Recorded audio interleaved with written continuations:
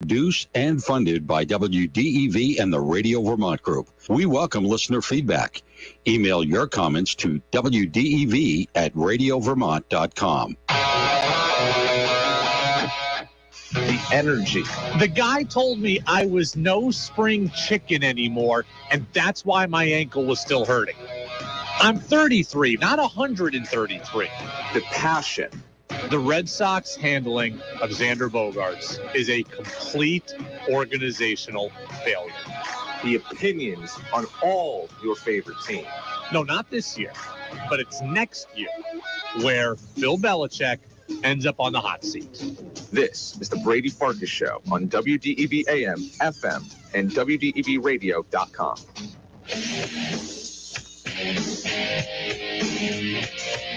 What's up, everybody? Brady Farkas Show back at it here on a Thursday on WDEV, AM and FM, and WDEVradio.com. Just 2 days away from Christmas Eve, just 2 days away from the Patriots taking on the Bengals on this station.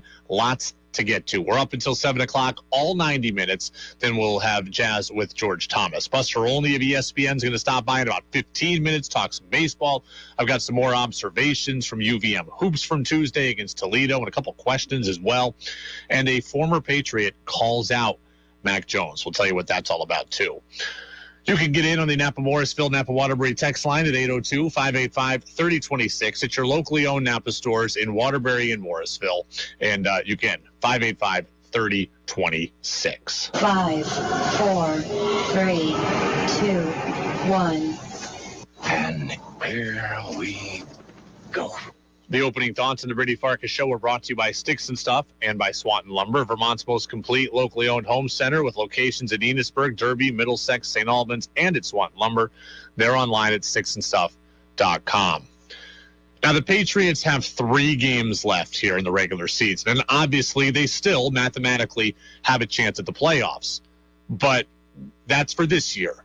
With regards to the future of the Patriots, former Patriots quarterback Scott Zolak says Mac Jones is under a lot of pressure these last 3 weeks. I think it's sneaky 3 big games, sneakier than people think, like big games, these next 3. Not for obvious reasons for playoffs, but if you're not in the playoffs, big picture, like, do you really want a 3-game skid and bad play by the quarterback going into this offseason? Because it will be the topic. I think he needs to play well, and whatever's playing well is protect the football, hit around 70%, 2 touchdowns, no picks. If he doesn't, then there's talk of, next year's year 3, and, you need to make a decision on a quarterback. We might have to start making it now. I actually think that's fair. At first, I thought maybe it was hyperbole. That's just Zoe being a little too rough. You know what? I think it's fair. And actually, I'm going to go a step further. I think these last 3 games of the regular season are big for the entire operation for the Patriots. Because if they don't go well, then I think everybody is under the microscope in the offseason and subsequently heading into year 3. Mac Jones, Bill Belichick. I think the big figures in the Patriots organization are under a big-time microscope heading into next year if these last 3 games don't go well. If the Patriots go 0-3 and finish 7-10, if they go 1-2 and finish 8-9, I think there is going to be a real hard look taken by Robert Kraft at the state of this organization. Now, I believe that Mac Jones is going to be the starter heading into year 3 of his career. Next year, already, I believe Mac Jones is going to be the starter. The organization is not going to be in a position to draft one of the top quarterbacks because they're not going to finish bad enough to be inside the top 5. I don't think they're going to be able to sign or trade for someone appreciably better and better value than Mac Jones would be able to provide next year. So I believe Mac clearly has the inside track right now at being the starter next year. But if these 3 games don't go well, to Zoe's point, I think everyone is under the microscope. You heard it there in my intro that I think next year Bill Belichick becomes on the hot seat. Well, if these 3 games don't go well, Bill Belichick and Mac Jones are on the hot seat. And obviously the entire offensive coaching situation is already under the microscope. If things get worse or things stay bad, then that becomes under an even bigger microscope this offseason as well. Now, I expect there to be change in how the Patriots handle the offense. I do not think that the Matt Patricia, Joe Judge, Bill Belichick triumvirate is going to be calling plays and handling things in 2023. But Bill Belichick is going to be under the microscope for how he handles that situation. He's going to be under the microscope for how he handles free agency and for how he handles the money and for how he handles the draft. So Bill Belichick, if these last 3 games don't go well, he's really ratcheting up the pressure on himself. Offensive coaching situation will matter. Draft will matter. Finances will matter. Free agency will matter. Bill Belichick, if it doesn't go well, he will be under review from Robert Kraft, and that's why I believe subsequently he will enter next season with at least some question about his job security. And Mac Jones will be under the microscope too, because with what Zoe said, you're heading into year 3 next year. And when you head into year 3, we are starting to think about contracts and we are starting to think about big money. Right? In year 3, you start to figure out, is this a guy we want to pay in the not too distant future $40 to $50 million a year, or are you a guy that we want to start to pivot away from? Those thoughts will happen in year 3. Those questions will happen in year 3. You will see guys from Mac Jones's draft class get extensions after year 3. Right? Trevor Lawrence will probably get an extension after year 3. Justin Fields likely could get an extension after year 3. You will see quarterbacks do that. And for the ones that don't get those extensions, there are real questions about, a la Baker Mayfield, a la Daniel Jones. Right? Like, this is Mac Jones. I think Zoe is right. Because when you're in year 3, you are in total evaluation mode as far as contracts in the future go. I do not think this is hyperbole. If the Patriots lose all 3 games, but Mac plays well and he's not the reason they lose, then I think he staves off some questions. But if he looks bad and they look bad as a result of it, then yeah, those questions are going to be loud. They are going to be loud. Napa Morrisville, Napa Waterbury, text line 802-585-3026. Mateo in Chester. Brady, you said yesterday that Mac Jones is a quarterback who needs structure and that right now he doesn't have it. Do you really think the next 3 games matter that much as long as they provide him structure next year? Like, can't they just write off his struggles as the craziness of this season? It's a good question, Mateo. It's a good question. I think you can, if you're Robert Kraft, I think you can justify Mac's struggles this year. And I think that's what guarantees him the inside track heading into next season. Right? I think Robert Kraft can look at it and say, the kid was injured. We didn't put the kid in a great situation. We whiffed on some things in our previous off seasons. I do think you can explain away, if you want to, some of Mac Jones' struggles. So I believe that Robert Kraft will look at it and say, we didn't give him a fighting shot, and that's what will earn him his opportunity in year 3 heading into camp. But then you need to, in that important year 3, you need to work towards getting a final judgment, and you better be giving Mac Jones all the chances to succeed in year 3. Right? I can explain away his failures of this year by virtue of the situation, but next year, in the kind of almost make or break year, I better give him all he can succeed with to see if me explaining it away was right or not. You know what I mean? I'm going to write him an excuse book for this year. Next year, I better give him some advantageous circumstances. So next year, there are no excuses. Next year, we just get the answer. Right? I need to be better in free agency. I need to be good in the draft. I need to have a better offensive line, a better coaching situation. I need to do a lot for Mac Jones. I've said a lot of quarterbacks require a cushy situation. I need to give Mac that cushy situation, because if I give it to him and he still can't succeed, then it's on him, and then I am pivoting away. If I don't give Mac a cushy situation, then I'm left wondering more, well, is it Mac's bad, or is it that we're not doing enough? Right? You look around the league and you'll see, okay, I think Jared Goff could be pretty good with a good situation, right? So you see him in a good situation right now with Detroit, and he's playing well. Baker Mayfield, they've determined he cannot play well without a good situation. They've determined that Carson Wentz, in a lot of cases, cannot play well with a good situation. You've got to give Mac a good situation so you can get him the answers, right? So you can give him the answers, or so you can get the answers. Explain away this year all you want, but next year, you cannot leave it up to any doubt. You need to give him the pieces so we can get a real sense of how good he is. Text says from Ross, Patriots fail year after year getting a great and protective offensive line. I disagree with that. Patriots offensive line last year was pretty good. It was part of the reason why Mac was so good, right? Patriots were able to run the ball last year, help Mac Jones out. Patriots were able to protect Mac Jones last year. I disagree with that. You look last year, we talked about this yesterday. Shaq Mason started 15 games last season, I think.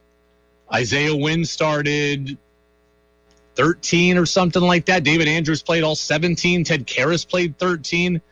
I mean, last year's offensive line was largely intact, largely healthy, and it helped absolutely aid what Mac Jones did last season. They ran the ball well. He didn't get hit as much. This year, the offensive line has been poor. Guys have been injured.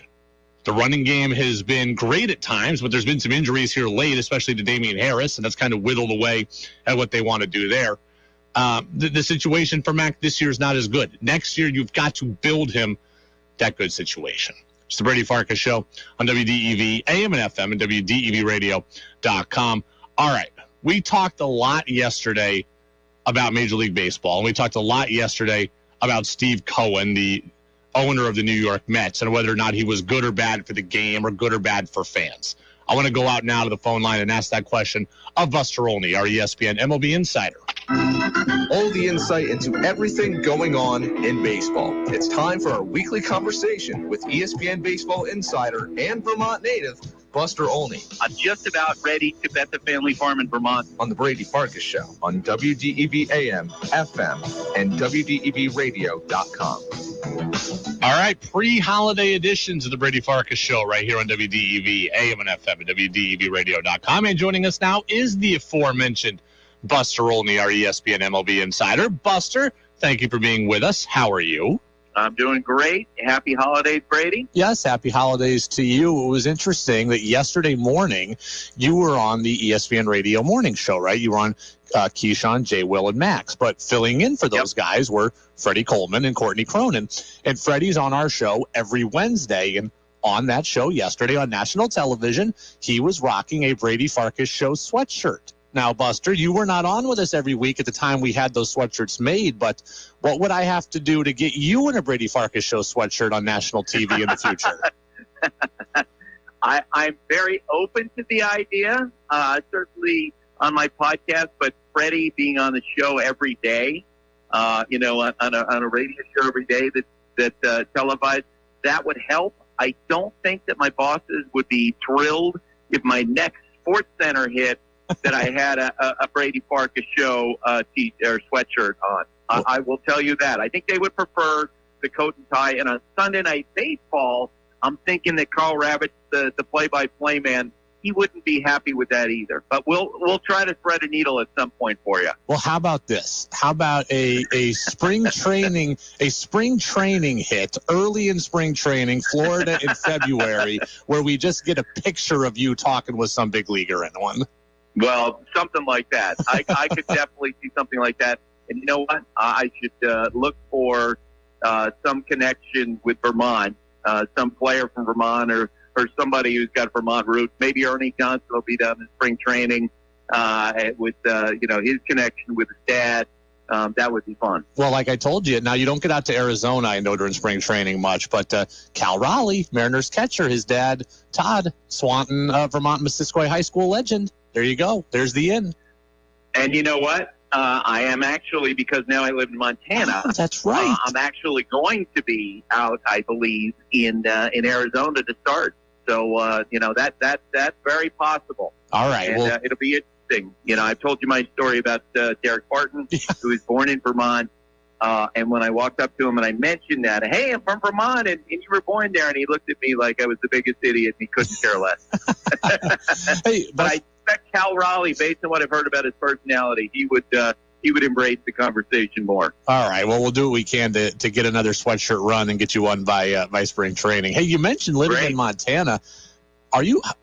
How much overtime is your heat working right now? How cold is it? It is, as you and I speak, it's minus 36. And it is wind chill factor below minus 50. It actually looks like it's going to be a spectacular morning. But this morning I texted my siblings who all live in Vermont, and I said it's minus 36 here today. We're all safe, we're all warm, and this is coming your way. And I got thumbs up from all three of them. I mean, it's crazy. Like, it's one thing if it's just you, but you have dogs and animals. How do you even function with the animals outside in this? Well, we have a puppy who's almost a year old, and she loves to play ball, and I haven't been taking her out. This morning when I let her out, she went and did her business and raced back to the door like, what is going on here? So she came back, and my older dog, who's 12, she's a veteran. So like she was much more patient with it than the puppy was. The puppy was like, who turned off the heat? Yeah. Oh, man, I can't even imagine. We are going to get some nastiness tomorrow and Saturday, but not minus 36. My goodness. Buster Olney of ESPN joining us here on the Brady Farkas Show, our pre-holiday editions of the Brady Farkas Show. All right, Buster, let's get to the baseball matters at hand. And let's start with Steve Cohen, and let's start with the Mets. And this is where I was at yesterday. I'm dumb sometimes, but I'm not dumb in this regard, I don't think. I recognize that Steve Cohen is good for players, and he's probably good to spur some other teams into action, right? The Yankees will be spurred into action by the Mets because they got to win the back page. The Phillies are in the division. They've already been spurred into action. The Red Sox, in theory, as a big market team, should be spurred into action. So there is good here. But largely, I think most fans would think Steve Cohen is bad for baseball because their team owners are either unable or unwilling to go to these levels, and we're going to see the gap continue to widen. I know you think Steve Cohen is great for baseball, so tell me why I'm wrong. And look, I think your concerns are legitimate. The 1994-95 strike that the players went on was built on an argument between big market and small market teams, where the small market teams were upset. They felt like that they couldn't continue the trajectory of spending. They asked the players effectively to fund an adjustment, and it was an impasse, and we lost the World Series. And there is already fear within the industry that, boy, the next labor fight could be ugly if these small market teams band together. And not only small market teams might band together, but there also might be more teams working in concert to curb this type of spending, like we're seeing with Steve Cohen. But I go back to conversations that I had with Billy Beane in the 2000s about the Yankees and about the way that they were sort of the evil empire. And Billy found himself at times in conversation with Oakland Athletics fans who would complain about the Yankees spending and say, the Yankees are great for baseball. Like they're the team that becomes public enemy number one. And when they go to Oakland, if they go to other ballparks, people go to pay and they will boo them, and they will draw a lot of attention. We got news yesterday that Carlos Correa, had overnight had flipped and gone from his agreement, being blown up with the Giants to then going to the Mets, and the Mets having a payroll of close to $400 million. I tweeted out, we've got the Mets and Giants on Sunday Night Baseball on April 23rd. And there was a big response to that. And next year, as one baseball executive said to me, the Mets are going to be like the Chicago Bulls, Michael Jordan team, where everyone's going to be, must watch. And and I know that money doesn't directly translate into championships in baseball. No teams have spent more in the last 2 decades than the Dodgers and Yankees. They have 2 championships in 22 years between them. So that there's going to be a ton of interest in the Mets, a ton of people rooting against the Mets, and that's a good thing. And Billy also understood not only the other teams playing in their, behind a team like the Mets in terms of making money, but But I do think it's good that clubs like the Red Sox, they're going to sound, whatever John Henry says in spring training is going to sound ridiculous to some degree. As fans clamor for the Red Sox to step up and pay a Rafael Devers at this point, they're going to sound ridiculous if they don't step up and do it. And I think in some ways what Steve is doing is creating a higher bar for big market clubs like the Red Sox and quite frankly like the Yankees, who I think stepped up their spending with Aaron Judge after with the specter of Steve Cohen out there spending as much as he is. Buster, I got into it with a Mets fan on social media the other day, and they said, well, you know what, your owner could do it too. Everyone's owner could do this. Ours is just doing it. And I'm curious, that's not true, is it? Like, yes, small market teams can spend more, but not everybody can spend this. No, and I agree with that. And I do think that I think Steve Cohen looks at it from a fan's perspective. And while, Major League Baseball is a private business, all these owners have the ability to conduct their business as they see fit. I do think there is a sense of public trust. There's an element of this being, each major league team being a public trust. And so that's why I get offended when I see, teams run their clubs purely for profit and tanking. We're seeing the Baltimore Orioles in recent years not spending money. And it's all about the owner drawing profits out of the team while pretending to compete. And so I think what Steve is doing and what Peter Seidler of the Padres is doing with his, massive increase in spending is reminding, other owners, look, it's more about just doing well on the bottom line, and understanding that when you have franchise values somewhere in the range of $3 or $4 billion, yeah, you can add that extra starting pitcher to try to win as you sell your product to the local fans. Buster Olney, ESPN MLB Insider, with us here in the Brady Farkas Show every Thursday on WDEV, AM and FM. I don't know how it's going to happen yet, but I feel like the Mets are going to be really bad for the Red Sox when it comes to Rafael Devers because either Devers just goes to the market and says, well, look, I'm not taking anything you offer because I know the Mets are out there. That would be bad. Two, the Mets are going to go after Ohtani, I'm sure, and if they get him, it'll be a ridiculous price, and that will drive up the price for the next best free agent, Devers, which will be bad. Or they'll just not get Ohtani and then pivot to Devers, and they'll just go get him themselves. I feel like I don't know how it's going to play out, but this is bad news for the Red Sox. It's terrible news for the Red Sox, especially with their current modus operandi and their current order of business and how they're connecting or how they're conducting business. Look, and here's the other factor that sort of hasn't got as much attention in a week in which the Mets are pushing their payroll close to $400 million. The Los Angeles Dodgers clearly are resetting their payroll for a big run next winter at Shohei Ohtani. That's the perception of other teams. They're giving one-year deals to guys like J.D. Martinez. The feeling is that next winter, when Ohtani becomes a free agent, assuming he becomes a free agent, the Dodgers are going to take a huge run at him. Well, guess what? What happens if Ohtani decides, you know what, I want to take the Mets money. I want to go after, take the bigger deal that Steve Cohen might offer me. Or maybe the Giants step up. They have a ton of payroll flexibility, as we talked about. Maybe your Mariners step up in their team. Well, guess what? If that all happens, if the Dodgers don't sign Ohtani, guess who potentially would be number 2 on the list? And that would be Rafael Devers. And that would, again, be horrible news for the Red Sox.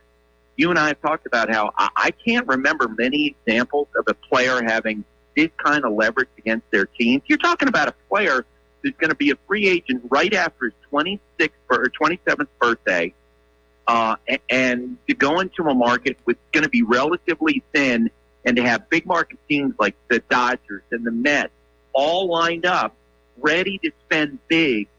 I just look. It's why today or sometime in January or February, the Red Sox need to go to Devers with a blank check. That's the position they put themselves in. And if they don't, they better start preparing for a trade of Devers, because I just can't see a way, unless they completely surrender in these negotiations, given the market dynamics, that they're actually going to be able to sign him. Buster, last question here before we let you go. I actually think the Red Sox have done a lot of good this offseason. The bullpen has improved. I think the Justin Turner move is at least equal to J.D. Martinez. I think it's an adequate replacement. Now, all of this good is overshadowed by the Bogaerts loss and the impending Devers doom, and I understand that. But what do you think of the Turner acquisition and how he fits with the Sox? Yeah, I mean, I think it potentially makes sense. It's clear that from June 30th on, he found something in his swing. He made an adjustment. He hit close to 350. He's a great professional. He's a great clubhouse guy. And in a vacuum, yes, that helps. In a vacuum, getting an established closer like Kenley Jansen helps. But those are temporary rentals. The difference between the Red Sox, renting an apartment and actually buying a house and something around to construct their team. And it does strike me that the moves they're made this winter will allow them to quickly pivot if they go into sell mode. And I think you and I agree on this. Their margin for error with their roster compared to that of the Yankees with Rodon now and Judge re-signed, or the Blue Jays, or the Rays, or the Orioles with their improving roster, there's a fair chance we're going to see the Red Sox go into sell mode. And I think that was part of the reason why they won these 1- and 2-year deals. Yeah, I think you're absolutely right, and I think you're right about the margin of error. Like, it's one of these, if everything goes all right, then they got a chance. But you and I know, in a 162-game season, not everything goes right, and you're counting on a lot of, Kike to bounce back, and Trevor Story to bounce back, and Chris Sale to stay healthy, and Paxton, and those things are just, you can't bank on them. No, you nailed it. It feels like there's not that much depth, and there's very little margin for error. Buster Olney, ESPN MLB Insider. Buster, stay warm. Have a great holiday. We appreciate everything you've done for us in 2022. I am off next week, so we got some college football bowl games on the air. So enjoy a week for my early morning phone calls, and we'll talk in 2 weeks after the new year. Yeah, and the next time I talk to you, I'll actually be, I believe, in Vermont. So that'll be fun. That will be fun. Buster Olney in Vermont. Okay. All right. Buster's going to get a break from my phone calls next week. I always call Buster in the morning and ask him, hey, here's what we're going to talk about. He's so good, confirming all that. But Buster in Vermont, maybe get Buster in studio. That would be the goal. So the full interview with Buster Olney will soon be posted on our podcast channel there at Apple Podcasts and Spotify. Buster was awesome. I want to get to a lot of what he said in the 6 o'clock hour, but I want to answer this text now from Dane in Rochester. Pretty interesting. Brady, is this spending spree by these teams, the Padres, Mets, Dodgers, sustainable? None of these players that have received 10-plus year contracts will be the same level of player then as they are now.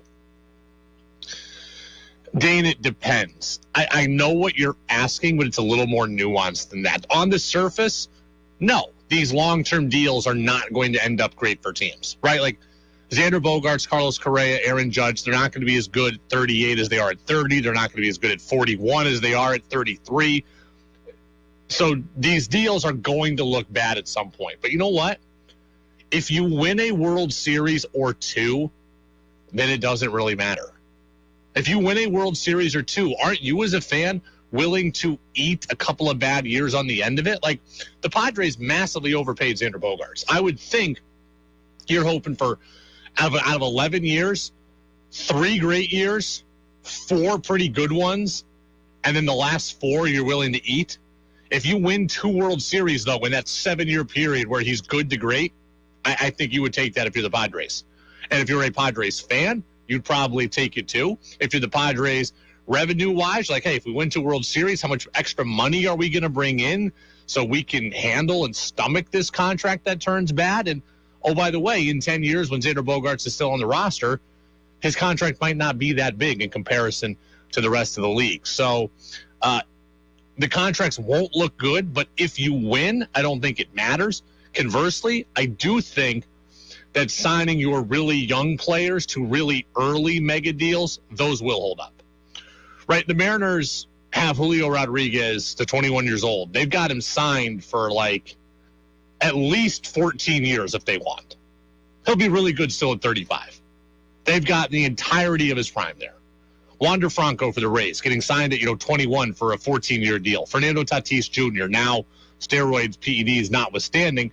Those deals, signing young megastars those will hold up because those players will still be really good. Brady Farkas Show. Be right back at it after CBS News. We'll talk about more UVM hoops, things I noticed, questions I have. 96.1 WDEV FM Warren, 96.5 W243 AT Barrie, 98.3 W252 CU Montpelier, AM 550 WDEV Waterbury. News on the hour, sponsored by Rocket Mortgage.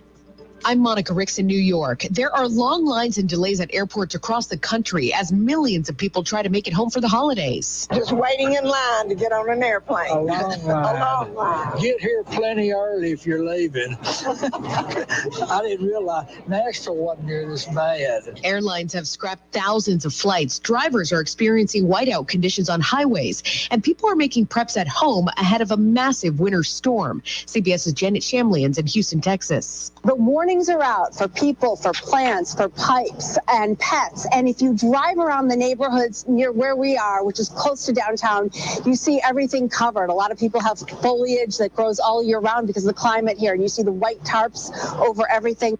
President Biden staying put in Washington. In a brief set of remarks, the president wished the country peace this holiday season. Our politics has gotten so angry, so mean, so partisan. He said that's not in the spirit of Christmas. I sincerely hope this holiday season will drain the poison that has infected our politics and set us against one another. Mr. Biden left the East Room without taking questions.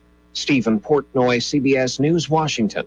The Senate did pass a $1.7 trillion bill to fund the government through next fall today, and it includes more aid for Ukraine as well as disaster relief for communities hit by strong storms. Majority Leader Chuck Schumer. A lot of ups and downs, but at the end, a great result that really helped the American people. That measure now heads to the House. A former crypto founder has been freed on bond. CBS's Peter King. A federal judge says Sam Bankman-Fried can live under house arrest with his parents in California after posting a $250 million bond. The arraignment comes a day after two of Bankman-Fried's closest associates pled guilty to charges that included wire, securities, and commodities fraud. Bankman-Fried says he hasn't done anything wrong. Russian President Vladimir Putin says he's ready for peace talks with Ukraine following President Zelensky's quick trip to Washington. More now from CBS's Mary Alushnia. Putin's spokesperson said that this trip showcases how the U.S. is committed to policy of fighting Russia, quote, until the last Ukrainian. And that's, again, reiterating this very common Kremlin narrative that the United States is pushing Ukraine to fight with Russia. Target is recalling thousands of pillow fort weighted blankets over reports of young children getting trapped and suffocating. At least 2 kids have died. The retailer is now urging people to stop using them immediately. On Wall Street, the Dow closed down 348 points. This is CBS News. Presented by Rocket Mortgage. Whether you're looking to purchase a new home or refinance yours, Rocket Mortgage can help you get there. For home loan solutions that fit your life, Rocket can. Looking for cozy handcrafted holiday gifts that everyone will love? Visit the Vermont Flannel Company, handcrafted in America since 1991. Explore their beautiful selection of 100% organic cotton flannel clothing, blankets, and accessories. Vermont Flannel blankets are the perfect present, and Vermont Flannel clothing is so comfy you'll want to wear it on every adventure. Vermont Flannel in Woodstock, Burlington, Ferrisburg, Johnson, East Barrie, and now Manchester. Shop online at vermontflannel.com. Winter is in full swing, and it's time to gear up. Hey, this is Caleb at Waterbury Sports. If you like to get out and play in the snow, we have the gear to help you do it.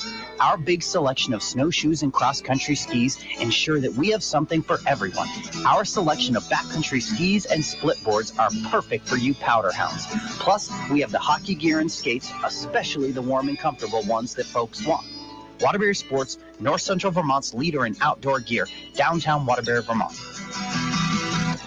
You could be the best boss you ever have. Check out the possibilities with franchise ownership. Daniel Hayes of 100 Acre Consulting can help you understand how the franchise industry works and if it's the right choice for you. Vermont's only certified franchise consultant, Daniel focuses on your unique lifestyle and financial goals. Franchise ownership could be the key to achieving the lifestyle you desire. Find out more at 100acreconsulting.com. Whatever your interest, sports. It would be monumental if they can come away with 2 wins right current now. Events. Vermonters are very used to a serious, deliberate budget process. Weather. Now, typically, El Niños and La Niñas have generally a weaker effect. WDEV has a podcast for you. Locally produced podcasts of our own shows and podcasts from our partners at CBS and ESPN. To access the full listing of podcasts, go to our website at WDEVradio.com.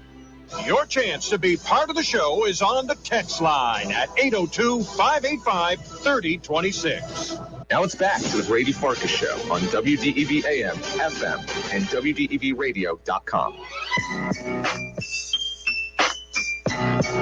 Welcome back in, Brady Farkas Show, right here on WDEV AM and FM and WDEVradio.com. We're up until 7 o'clock, and then it's Jazz with George Thomas taking over from 7 until 9. You can always subscribe to the Brady Farkas Show podcast channel on Apple Podcasts, Spotify, and at WDEVradio.com. You get all of our full interviews as well as all of our full shows as well. I want to make a few other observations about UVM men's basketball. And I talked a lot yesterday about the Catamounts after their loss to Toledo from Tuesday at Patrick Gym. And there's a few other comments that I want to make. Number one, I owe Robin Duncan an apology. I was never mean to Robin Duncan. We've had him on this show. I like Robin Duncan. I never said that Robin Duncan was bad, but I haven't appreciated Robin Duncan as much as I should. Robin Duncan is the heart and soul of this team, and I have not given him enough credit previously for all he does and all he can do. So I owe Robin Duncan an apology. Against Toledo, he had 10 points. He had 7 rebounds.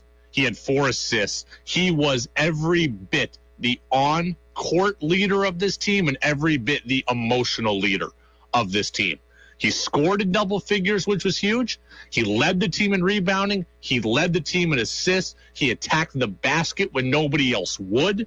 We talked yesterday about UVM's offense being a lot of standing around waiting for jump shots. In the second half, Robin Duncan is the guy who said, I'm going to take it to the rack.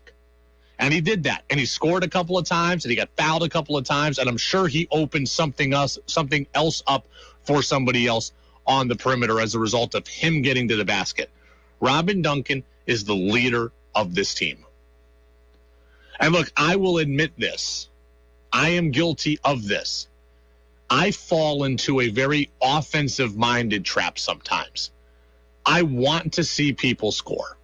And I've always thought that at low major levels, your best players should be able to score.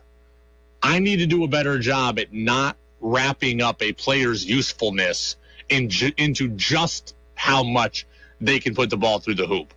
Robin Duncan had 10 against Toledo. He's not going to do that every game. That's not his game. I'd love for it to be. I'd love for him to get 10 points and 7 rebounds every game. It's not going to happen. That's just not who he is. But he brings so much to the table to this team that I see now that I am okay with him not being a scoring machine.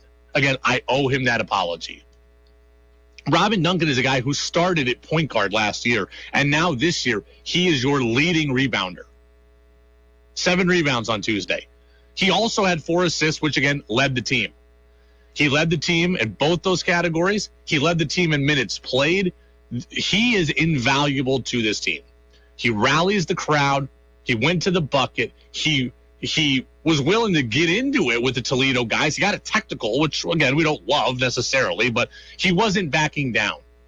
He's the leader of this team, and he deserves to be recognized as such. There's a reason why he played 38 minutes the other day. They can't afford to not have him on the floor. They cannot have him. They can't afford to not have him on the floor. And I do acknowledge this. While I'm admitting being wrong about Robin Duncan, I do think some of my previous questions about him had been fair, right? Like, he had never been asked to play this way before. So I didn't necessarily know that he had all of this in him, and we're seeing it now. I judged him last year by just could he score, and he really didn't. Well, now this year, as he's been asked to do more, he's showing capable of it. I give him a lot of credit for that. It's not easy to go from being point guard to now having to play point center and lead the team in rebounding. It's not easy to do that. He's doing it, and he deserves credit for it. Number 2 on my UVM basketball observations, and again, the Cats will play Miami on the 28th, and then we'll get into conference play finally. My number 2 observation.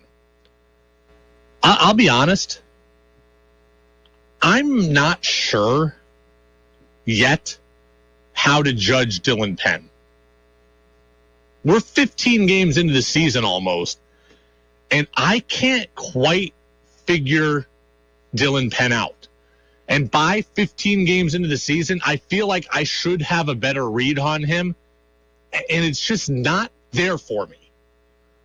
I just can't formulate what exactly I think he is, what exactly I think he should be. On one hand, he doesn't feel as impactful to me as I want him to. I think that Dylan Penn is a guy with an offensive skill set that he has the potential to fully take over a game.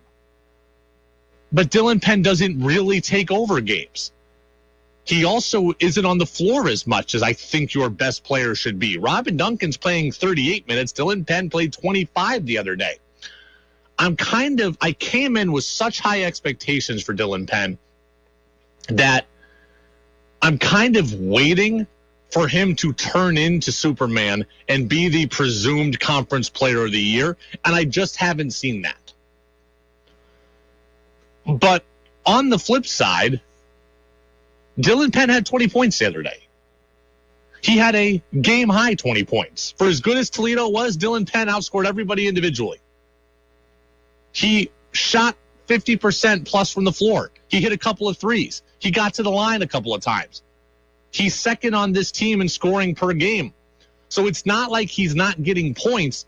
He's just not taking over in the way that I want him to. So it feels weird to me. I have an expectation that he should be the man and the ball should flow through him and he should demand the ball and he should put the team on his back.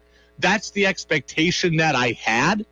We're not getting that. But he scored 27 against Cal State Fullerton.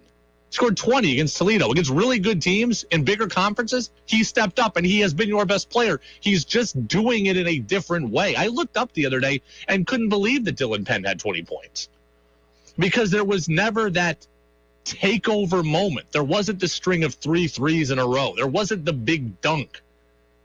He just got 20 points. So it's very hard right now for me to formulate a true opinion on Dylan Penn. He's obviously good. He just might not be the takeover guy that I expected him or wanted him to be. But if he's going to get 20 against good teams, then I guess it doesn't really matter. Dylan Penn is a good player. They need him, and they need him to be really good. He just might not be really good in the way that I wanted him to be or that I had expected him to be. And I'm also, I do want to say this, and I want this to be heard. It's not easy to come in, especially as a grad transfer. It's a transfer anytime, but especially as a grad transfer. It's not easy to come in here and contribute. The fact that Dylan Penn is contributing, period, is very, very impressive, right? He's averaging 12 points per game. And while I want him to average 16 a game, and I wanted him to take over games, 12 points a game is 12 points a game. And for a transfer, that's very impressive because I remember when Daniel Giddens came in from Alabama, from a better program in the SEC, with 1 year left of eligibility and averaged like 2 points per game. I remember when Duncan DeMuth came in from the Big 12 at Oklahoma State and could barely get on the floor, and now, I think due to injury, isn't even on the team. So it's hard. It's hard to come in and contribute as a transfer. And Dylan Penn is doing it. And whether he gets 12 points a game or 16 points a game, the fact that he is doing that is very, very impressive. It's hard to make an impact. Napa Morrisville, 802-585-3026. Texter says, He's coming off an injury. I'm not mad that Penn is starting his UVM career off riding shotgun, so meaning, I guess, being the second best player or being alongside somebody.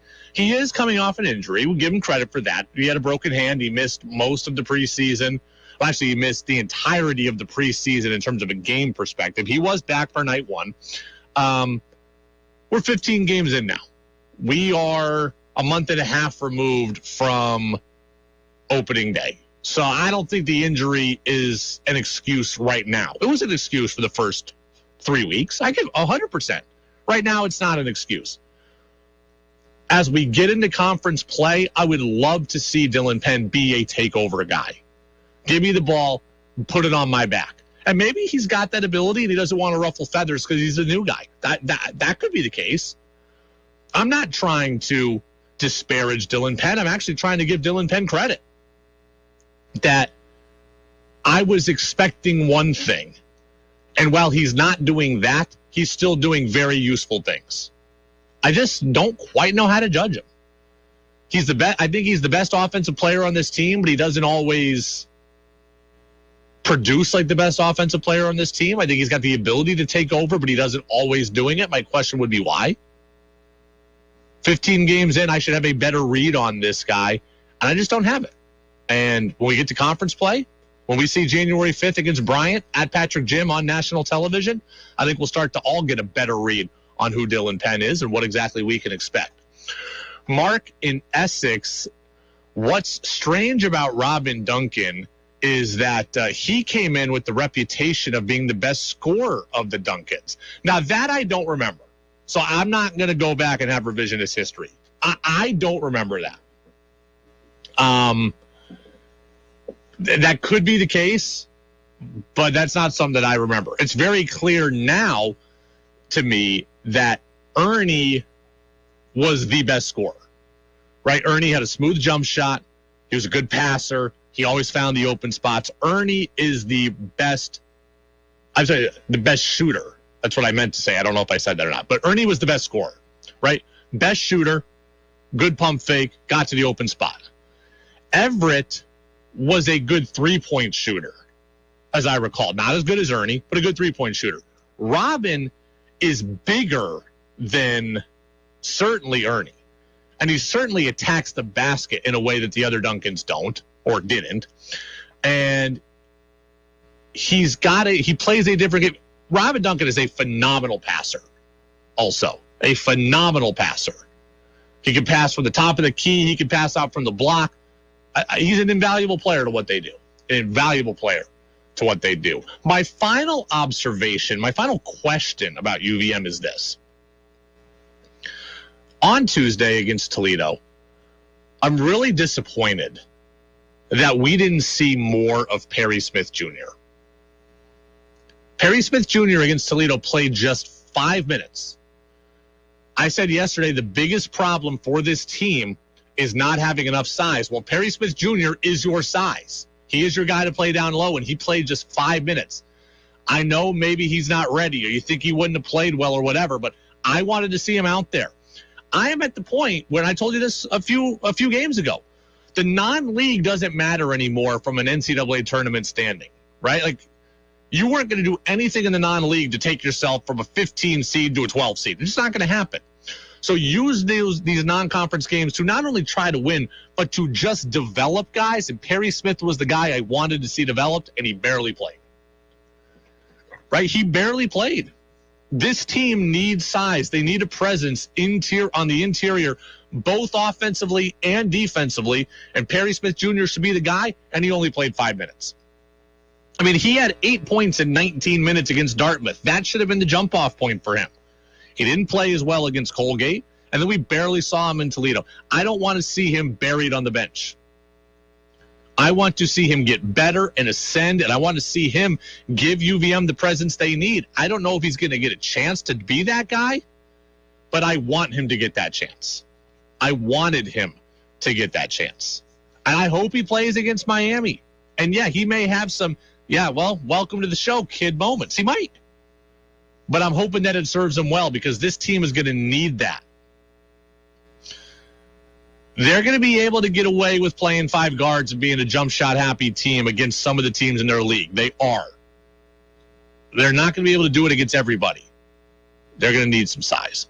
It's the Brady Farkas Show on WDEV, AM and FM, and WDEVradio.com. Speaking of basketball, another gutting loss for my men's league team yesterday in the Essex Junction Parks and Rec League. So last week we were beaten at the buzzer by Mike Trimboli, 102-100. Yesterday we were beaten at the buzzer the other way, where we had 2 chances to win it. We lost 108-106, and we had two chances to win it and weren't able to hit. No, I didn't miss the game-winning shots, but I did enough else to hamper us yesterday. I had 27 yesterday. Okay, 27's a fair output. I had 27 points. That's good. I also dribbled the ball off my foot like 4 times. I'm not known as a great ball handler, but I was trying to get down to the post and, establish myself. Dribbled it off my foot once. Once I was just kind of lazily dribbling it and dribbled it off my foot. Once I tried to back a guy down and had it taken. I'm like, what am I, the guy in the NBA guys in the Space Jam movie that lose their talent from the Monstars? I mean, 27 points was good, but I apparently lost my complete handle from week to week. Ridiculous. And one guy tried to give me the business a little bit. And it's a very respectful league. You call your own fouls, and everybody always respects the call. But I'm not above telling the guy who called the call, like, hey, I respect your call, but it was a garbage call. You can have the ball, but it's a garbage call. So guy goes to the bucket last night, goes left, fires up a wild shot. It's like barely even a shot. He's falling away from the hoop, misses it horribly, and then calls the foul. And I'm like, look, hey, that's not a foul. That's a bad shot that you took, and you're using the foul call as a bailout. He's like, respect the call, bro. Respect the call. I'm like, I will respect the call, but that's not a foul. Just so you know, you called that so you can get bailed out. And how do I know that? Because I've done that too. All right? I'm tall and thin. I've had shots. I've taken bad shots or shots that were going to get blocked. I've altered them, and I've called a foul just to make myself look better. I've done it, pal. Been there, done that. I know what a foul is, and I know what a foul isn't. And I know when you've called a foul to make yourself look better. And that's exactly what that was. So then he kind of had it out for me all game long. And he took the ball from me twice. They were both fouls, but I didn't call them. You're supposed to call the foul. You're supposed to tell me, hey, I slapped the hell out of you. It's your ball up top. I'm like, look, you want to play this game? You don't like that I called the foul? You don't like that I called you out? Now you want to slap me all around? Take the ball? Fine, pal. You have the ball. I'll continue to cut down and shoot threes and hit. And I had 27. So, there you go. It's the Brady Farkas Show on DEV. Texter says, Brady, you've been scoring serious points. What is your basketball history?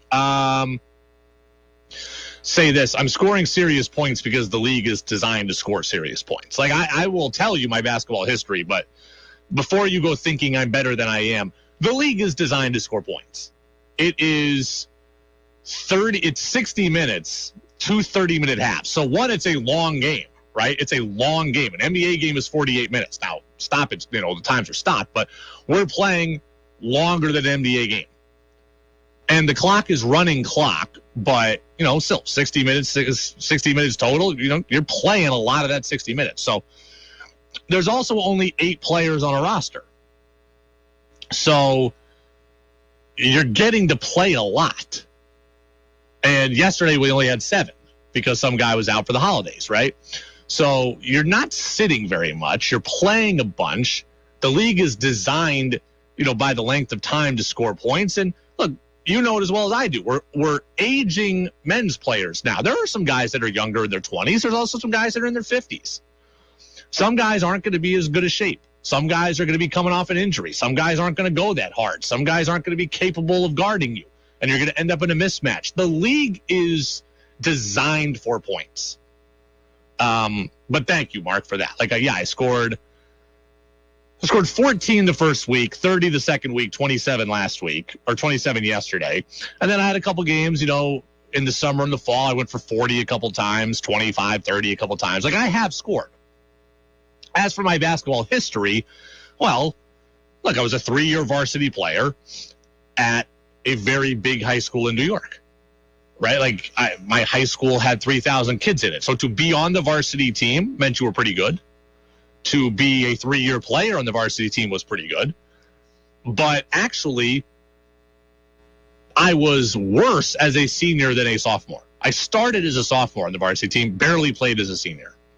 How did that happen? Well, I just told you, I went to such a big high school. We had a new coach, guy, made basketball basically a year-round sport, and that's fine. It was better for the program. It was worse for me. I was playing baseball all year. I was playing baseball all spring. I was playing baseball all summer. I played baseball all fall. You used to be able to just pick up the basketball come October and be good. By the time I was a senior, you could no longer do that. And while I made myself available at summer things, guys that I was way better than passed me. So I didn't play in college or anything. I played intramurals. I played, for fun at the college gym, etc. And now I'm better in men's leagues. I'm truly a better men's league player than I was a high school player, because I was very robotic. I was always thinking. My coach made me nervous, Okay, the play is this. I'm going to run this play. I'm going to go here. I'm going to go there. And I didn't play with a great feel for the game. Men's league, where it's kind of helter-skelter and it's just kind of run up and down, I'm much better in those regards. I'm much better under those circumstances. So a structured league, a structured where we're running plays, I'm not as good at feeling out, okay, where's the double coming from? When should I slip the screen versus when should I flare out? Get me to the three-point line, give me the ball, and let me chuck it up. That's what I want to do. That's another reason why I can score in this league, because a lot of people are playing just like me. The Brady Farkas Show on WDEV, AM and FM, and WDEVradio.com. A former Patriot legend calls out Mac Jones. Why? I'll tell you next on DEV. In December's Vermont Biz, we learn more about the woman who made history in November's elections. Becca Ballant, a former state senator, is the first woman and the first gay person to represent Vermont in the U.S. House of Representatives. She is ready to write the next chapter. In our economic profile of the Northeast Kingdom, we ask, could the region continue its comeback given its small population, long-time economic challenges, and a slowdown in pandemic funding? The answer is a yes, and then some. The Vermont Biz Healthcare Report looks at Williston-based Garnet Healthcare, a company who sees the cracks in Vermont's healthcare system as a growth opportunity. And Vermont Biz is celebrating the holidays by supporting local business in our annual holiday gift guide, featuring Vermont-made products. From craft nut butter to custom-made glass to freeze-dried candy, you'll find all you need for the holidays all in one place. All this and more is in the December issue of Vermont Biz, celebrating 50 years of serious business, serious news. For a subscription, call 802-863-8038 or go to VermontBiz.com. Hi, it's Benny and Lenny. As helping elves, we have a lot to do this time of year, but I never panic. Of course not. No matter what the big guy throws at us, we got this. Right, Lenny? Whatever. We just go to Kinney Drugs. Kinney's got tons of stocking stuffers, fragrance and beauty sets. Ooh la la. Toys kids love, and my favorite, candy. Ugh. Kinney's even gift wraps for free. So beat the lines. Get it in a Kinney minute, and happy holidays from Benny and Lenny, the helping elves. Looking for cozy handcrafted holiday gifts that everyone will love? Visit the Vermont Flannel Company, handcrafted in America since 1991. Explore their beautiful selection of 100% organic cotton flannel clothing, blankets, and accessories. Vermont flannel blankets are the perfect present, and Vermont flannel clothing is so comfy you'll want to wear it on every adventure. Vermont Flannel in Woodstock, Burlington, Ferrisburg, Johnson, East Barrie, and now Manchester. Shop online at vermontflannel.com. Ring in the new year with a bang at North Star Fireworks. Huge selection, big savings. Reloadables, fountains, firecrackers, 500 and 200 gram repeater cakes, and more. The best fireworks brands, all at North Star Fireworks, Route 14 in East Montpelier, and Memorial Drive in St. Johnsbury. Online at NorthstarFireworks.com. Hurry in and ring in the new year with a bang. North Star Fireworks, celebrating good times with great fireworks for over 35 years. Eat your way up Route 100. Start with a scoop at Ben & Jerry's, then head to the Cabot Annex and get all the ingredients you need for the ultimate cheese board. Grab dessert next door at Lake Champlain Chocolates and pick up drinks for later at Smuggler's Notch Distillery. No tasting trip north is complete without stopping at Cold Hollow Ciderville. Savor hot, fresh cider donuts, cider, and hard cider. Top it all off with a warm beverage and treats from Vermont Artisan Coffee and Tea. Learn more about all the fantastic food options along Route 100 at discoverwaterbury.com.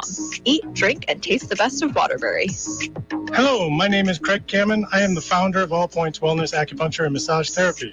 I'm excited to welcome you to my practice here in Waterbury. Take a look at the services we offer and then book an appointment online at www.allpointswellness.com. Paprika Catering Company has the most delicious empanadas that are just perfect for your holiday celebrations. With 10 different varieties, we have a flavor for everyone. Please reach us at paprikacateringcompany@gmail.com. Happy holidays! Rise and shine with WTEV Sunday mornings. Begin the day at 6 with Joel Nasman and 2 hours of classical music, followed by the Takeout with Major Gary. A casual discussion of politics, policy, and pop culture. Then it's Jane Pauley and CBS Sunday Morning with stories about the arts, music, nature, and entertainment. The morning concludes with Sunday Morning Swing Time, an hour of swing tunes. Join us Sunday mornings on WDEV AM and FM and streaming at WDEVradio.com. Make your opinion heard by texting onto the Brady Farkas Show at 802-585-3026. This is Freddie Coleman of ESPN, and you're listening to Brady Farkas Show right here on WDEV and WDEVradio.com. Welcome back in, Brady Farkas Show right here on WDEV. Thank you very much, Freddie. And Freddie, again, wore the Brady Farkas Show sweatshirt yesterday on DEV. Does anybody want the Brady Farkas Show sweatshirt? Because I actually had people, ask me for them. And I don't have any right now. I'm just curious, is that something people are interested in? Because if people want to buy them, I'll get a couple more made. I don't think I'm ever going to sell, 100 of these things in one shop. But if somebody really wants one, and, I'd be willing to get another run of them made. And Freddie wore it on national TV, and that was very, very cool. I was actually shocked. Some people were like, where do I get one? Where do I get one? I'm like, I don't know. Just ask me if I want to make more of them. So, let me know. 802-585-3026. Do you remember this? After the Patriots beat the Cardinals on Monday Night Football, do you remember when I told you that Mac Jones needed to stop with the on-field tantrums? Do you remember when the following day on Tuesday, Bob Socci, voice of the Patriots, said that Mac Jones needed to be careful about his on-field demeanor or he risked losing in the court of public opinion? Do you remember when I said that Mac needed to not make those outbursts a habit, and that I said I had his back after the Buffalo game with that outburst? I was not okay with it happening in the Arizona game just a week later. Well, it turns out one former Patriot agrees with me about Mac's behavior. That's Patriots Hall of Famer Vince Wilfork. You're the leader of the team. You're a quarterback, so you can't be frustrated every single week, every single play. I don't care if you're getting a play call in late or whatever it may be. At the end of the day, you have to show some voice because you operate the ship. You're the head of the ship when you're out there, and then you got your teammates looking at you every week and every play, and every other play is this, that, and another. Hey, control what you can control. That's all you can do. Yep. That's what I was talking about. If you go unhinged one time and pick your spot really well, then I think people are going to look at you like, you know what? Okay. That's a good thing. We like the fire from Mac. We like this. He's speaking truth to our frustration. If Mac acts out one time, I think people are on his side.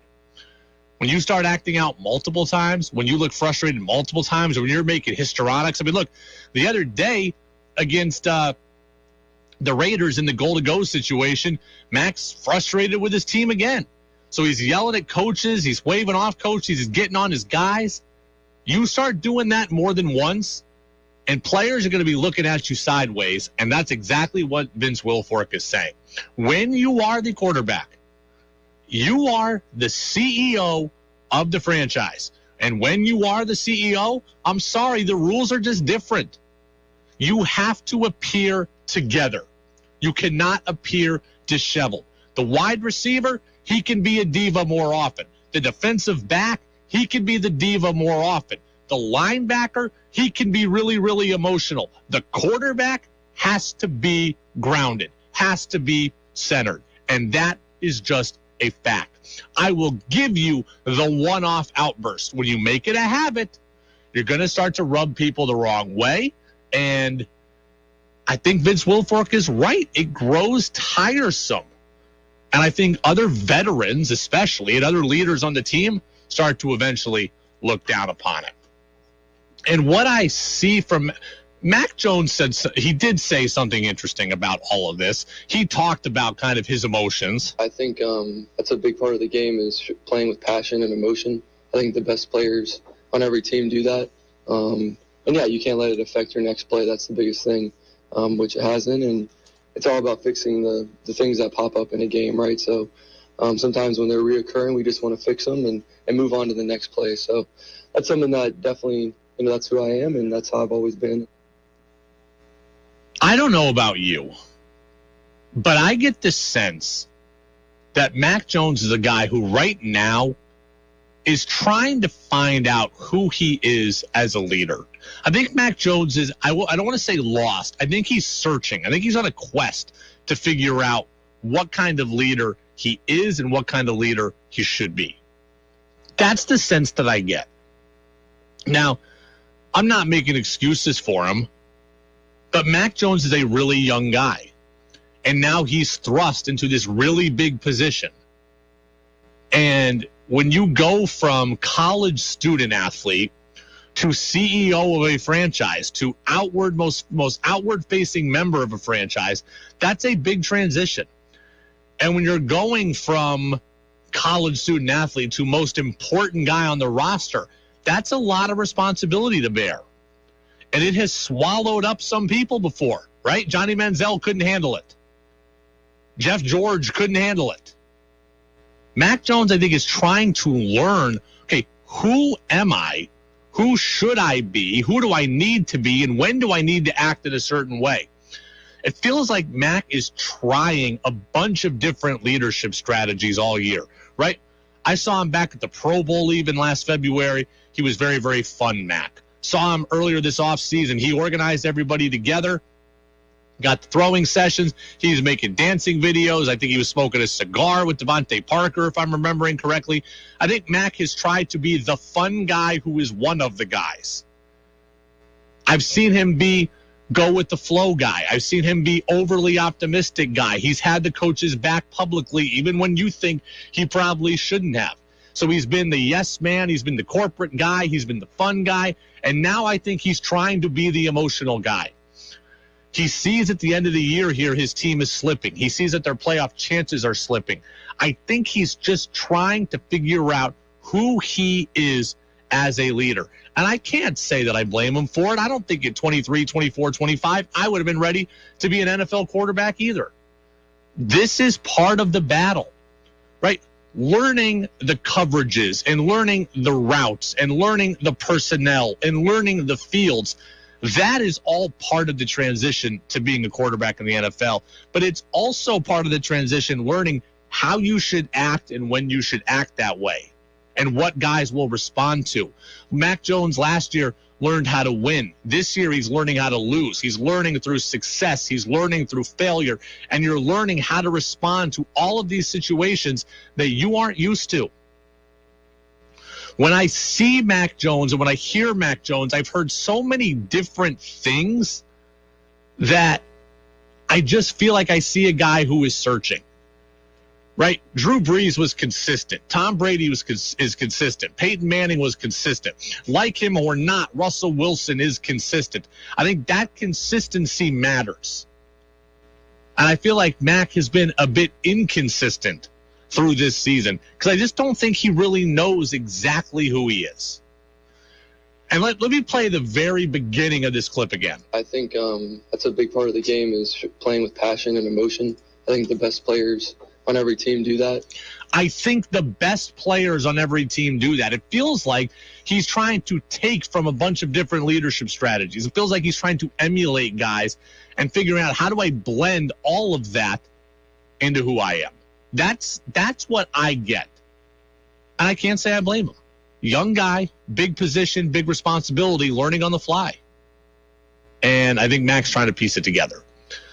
I tell you what, if I'm Devin McCourty and I'm Matthew Slater, guys who do know how to lead and have figured out who they are, I'd continue to sit down with Mac. I continue to talk with him about, and I've explained to him, be yourself, But learn your teammates and learn what guys respond to and learn what guys don't respond to and ask what they want and ask what they need and take all those individual answers into forming kind of who you are from a team perspective.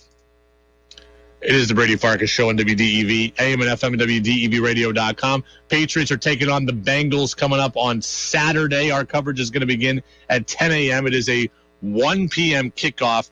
Bengals receiver Jamar Chase talked about preparing for a Belichick special. Coming into the game, the biggest thing that I'm doing is watching the defense just to see what looks I'm getting. Because, every team is going to play differently, and I've been hearing a lot about this Belichick playing, great receivers and how he has to double people. So it'll be a good test for me to see where I'm at and, overcome everything, that's happening right now.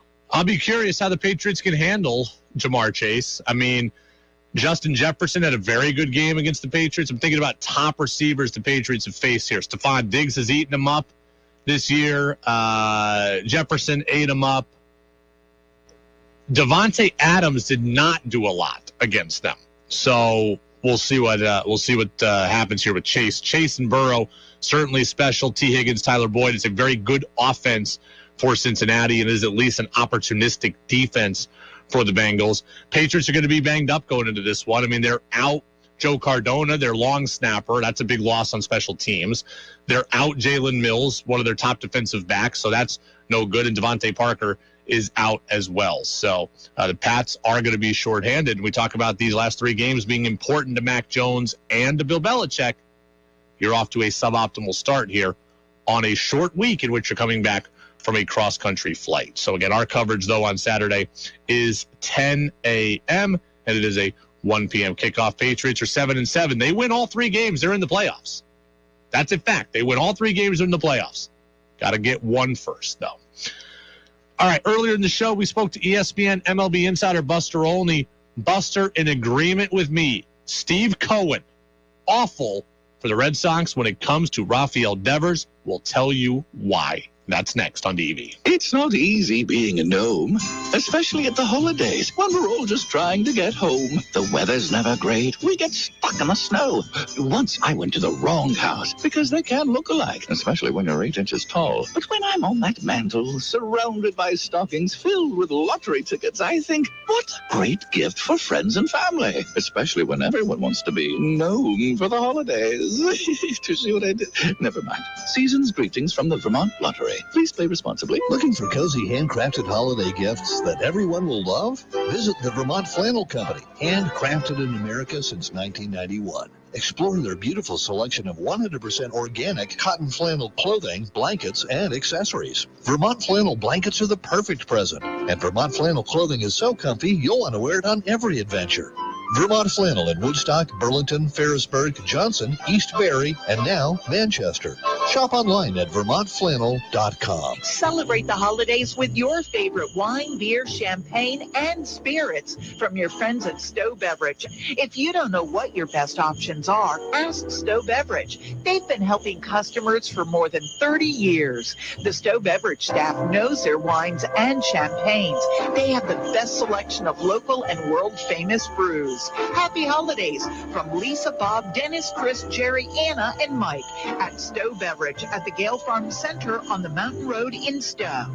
For more than 70 years, Fisher has been building snowplows and spreaders for waymakers, the ones who lead so others can fall in line, the ones who refuse to back down even when the snow is piling up. At Big Tex Trailer World in South Royalton, you'll find the snowplows and spreaders for the up before the sun. This is going to take 2 pots of coffee, let's hook up the plow, fire up the truck, and get it done types of people. Forged from steel, made in New England. Our roots ground us. They're also what drive us. We look for a way through, a legacy, a longevity, whatever you want to call it, it has to be earned. And there's no other way to earn it than to work for it. Check out the selection of Fisher plows at Big Tex Trailer World. To all of you waymakers out there, know that we're here too. Big Tex Trailer World, South Royalton. Sales, service, repairs, and parts. Online at BigTexTrailerWorld.com. This is the story of a very special woman. Just a few knew about her superpowers. In a matter of seconds, she turned herself into a great mathematician. She masqueraded as a regular person at work, but as a superhero at home. Everyone knows her as Gabriella. I still call her Mom. Your hero needs you now, and AARP is here to help. Find the care guides you need to help, complete with tips and resources at aarp.org/caregiving. Brought to you by AARP and the Ad Council. Do you love a bargain? Then the WDEV Trading Post online marketplace is for you. Get great deals on goods and services from local businesses, furniture, gift certificates, recreation discounts. You'll never know what you'll find. All deals are at a reduced price. Save money, and maybe you'll discover something new.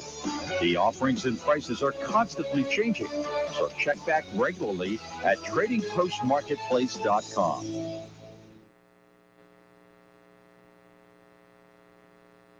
Want Brady to hear your opinion on the sports stories of the day? Text in at 802-585-3026. This is Field Yates of ESPN, and you're listening to the Brady Farkas Show on WDEV Radio and the WDEV app. Thank you very much, Field. Brady Farkas Show back at it for another segment here on WDEV, AM and FM, and WDEVradio.com. We spoke with Buster Olney earlier today. The full interview is already up on our podcast channel on Apple Podcasts and on Spotify. And Buster agreed with me. The Mets spending is really, really bad for the Red Sox when it comes to Rafael Devers. There's a few ways this can possibly play out, and none of it is good for the Boston Red Sox. So basically, Steve Cohen is out here writing blank checks to people, right? He's paying everybody. So any player who's going to be a high-value target in free agency knows that the big money is out there, right? They know the big money is out there.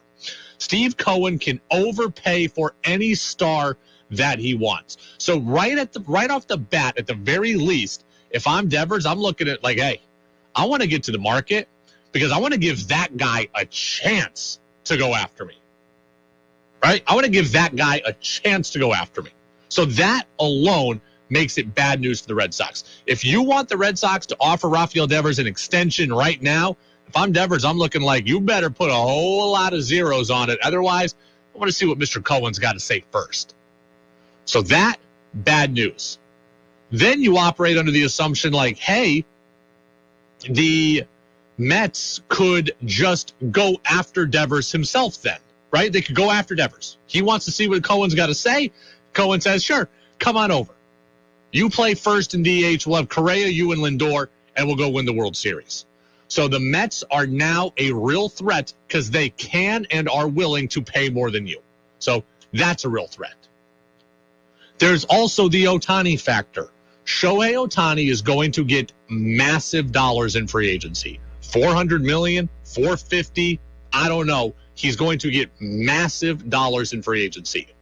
And something's going to happen there that's going to affect the Red Sox. The Mets, they're going to go after Ohtani. And let's just say the Mets get Ohtani. Well, if they get Ohtani and they pay him $450 million, well, the price just went up on everybody else because now we, top of the market's here. Well, what's number two? Got to get pretty close to that. And if the Mets get Ohtani, then as Buster told us, well, the Dodgers, who are trying to get Ohtani, they then pivot to number two, and Devers could be number two for them. And they'll pay $410 million. And now you won't be able to match that. Or maybe the Dodgers get Ohtani, and the Mets pivot to choice number two, who is Devers. None of this is good. Absolutely none of this is good. Text says, Ohtani will not sign for anything less than $500 million. As long as he stays healthy this year, I would expect that to be the case also. Right? Ohtani, as a pitcher, as a hitter, as an international superstar, is almost invaluable. As long as he stays healthy this year and performs, I could easily see him signing for $500 million. So if he signs for $500 million, then Devers gets what, $430, $440? and the price is way up on the Red Sox, or the Mets get Devers because the Dodgers got Ohtani, or the Dodgers get Devers because the Mets got Ohtani. The Red Sox here are in a really bad position. And Buster's right. If you want Rafael Devers to re-sign with the Red Sox, you basically need to offer him a blank check right now. If I'm Devers and I want to buy him out of listening to Steve Cohen's offers or the Dodgers' future offers, I'm talking seriously. You're gonna be aghast at these numbers, but I'm talking 14 years and $400 million right off the bat. And if he says no, then I'm talking 14 years for $415. And if he says no to that, I'm talking 4 years for $430. 14 years for $430. I mean, these are the numbers you need to put out there to get Devers to not listen to Steve Cohen and not test the market. The Red Sox are in a really bad place. We've got Buster's audio on this. It's very long, so I'm not going to play all of it, but Buster agreed none of this is good. It's terrible news for the Red Sox, especially with their current, modus operandi and their current, order of business and how they're connecting or how they're conducting business. Look, and here's the other factor that sort of hasn't got as much attention in a week in which the Mets are pushing their payroll close to $400 million.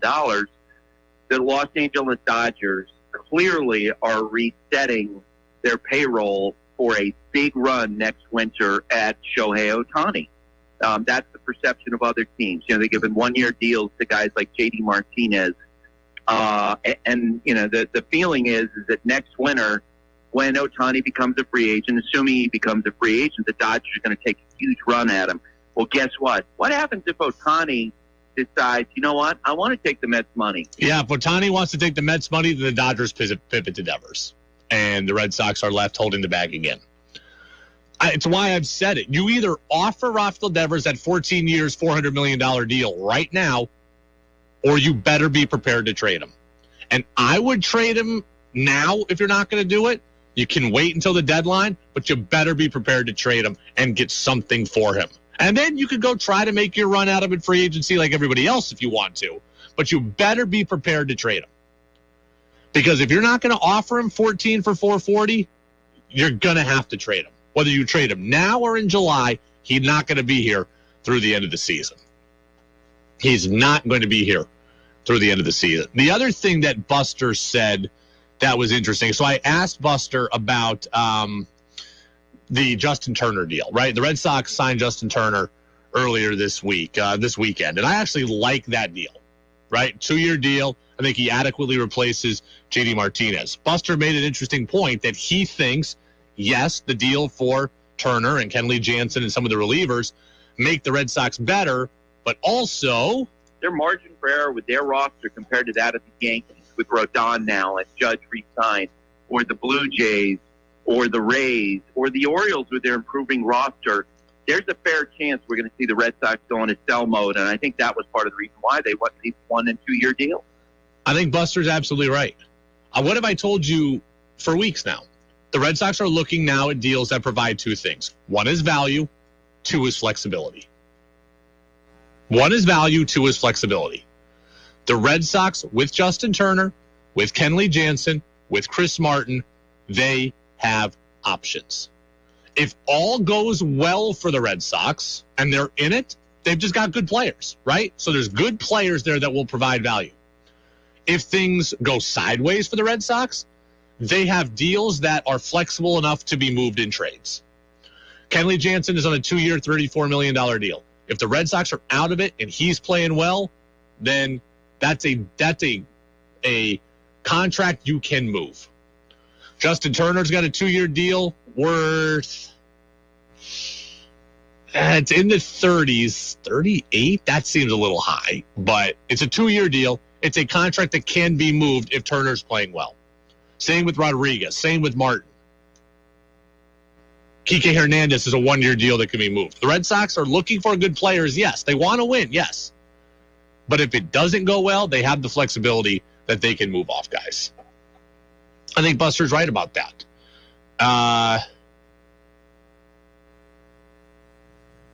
texter sends me a text that they must be doing voice texting because it makes absolutely... said Turner signed for 2 years and $22 million. Okay, I thought it was in the 30s. My mistake. So that's a flexible contract that can be moved also. And that's an easy contract to move. Red Sox, value and flexibility. That's what they're looking for. Kike can be moved. Paxton can be moved. Pavetta can be moved. Verdugo can be moved.